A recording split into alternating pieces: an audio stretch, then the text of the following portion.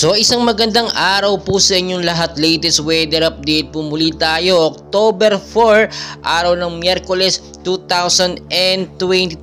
So patuloy pa rin po natin binabantayan na mata nga po ni Bagyong Jenny, no?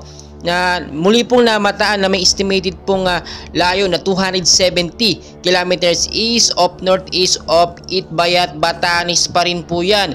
Pero magandang balita mo po, medyo humina po ang kanyang hangin, no? Nasa 185 kilometers per hour na lamang po ang kanyang hangin, which is nung nakaraan nasa 205 na po ito, no? Malapit pa rin po yan sa sentro na may bugso naman pong pumapalo ngayon sa 190 kilometers per hour. Pa northwestward po ang kilos sa bilis naman po na 10 kilometers per hour. So makikita nyo po sa ating pinaka live radar, no, ay unti-unti pong tinatahak nito ang east of Itbayat, Batanes po yan. At makikita nyo naman unti-unti na siyang lumalayo ng ating Philippine Area of Responsibility. Habang papalayo po siya, humihina po ang kanyang hangin, and hopefully nga po tuluyan na itong humina at hindi na po maging isang ganap na super typhoon. Dahil nga po sa 185 kilometers per hour, kung ito po'y direktang nakatama o kaya naman nakalandfall sa ating lalawigan, especially sa Metro Manila, Luzon, malakas pa rin po ito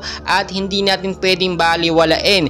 So hanggang ngayon po, no, mag-ingat pa rin po yung mga lugar po na bahain dyan, especially sa bandang Luzon, sa Metro Manila, dahil posible pa rin po magkaroon ng patuloy at malakas na pag-ulan hanggat hindi pa nga po ito nakakalabas ng Philippine Area of Responsibility. Itong si Bagyong Jenny, as of now, nasa 185, pwede pa pong humina yan o pwede ding lumakas, depende po sa kanyang sirkulasyon or sa mga tatamaan niya, no, sa kanyang pagbabago ng direksyon. Yun po yung ating dapat bantayan ngayon, no. Pero mas maganda na maging handa tayo. Yung mga lugar na bahain dyan, tanggalin yung mga basura, yung mga kanal, ayusin para makadali na maayos sa mga katubigan in case magkaroon ng malakas at patuloy na pag-uulan. Mag-ingat din po, especially yung mga matataas na lugar, lalo na po ngayong rainy season, no. Umibos po kayo dyan sa banta po ng landslide kapag nagkaroon ng patuloy at malakas sa pag-uulan. Ngayong hapon po hanggang sa gabi, kung may mga lakad po kayo, pagmatyagan muna natin ang panahon kung meron nga bang malakas sa pag-uulan, no, yung alert. Dahil nga po merong bagyo nakapasok sa par, expected po natin tuwing hapon na sa gabi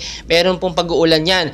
Gawin na lamang po natin, magdala tayo ng payong, jacket at sombrero para panlaban na rin po sa ulan kung sakali magkaroon ng malakas na pag-uulan, especially sa hapon. Mag-ingat po tayo at never and ever po natin mape-predict ang galaw po ng bagyo or ng panahon, pabago-bago po yan. Mas maganda ng handa tayo sa bawat oras at sa mga posibilidad na mangyari. So ako po yung nakikiusap, paki-like, subscribe, bahit na rin po ng notification bell at paki-share na rin po sa ating mga loved ones, no, para aware po sila sa ating binabantayan na Bagyong Jenny dito nga po sa Pilipinas, at babantayan natin ito hanggang makalabas na po ng ating Philippine Area of Responsibility. Maraming salamat po.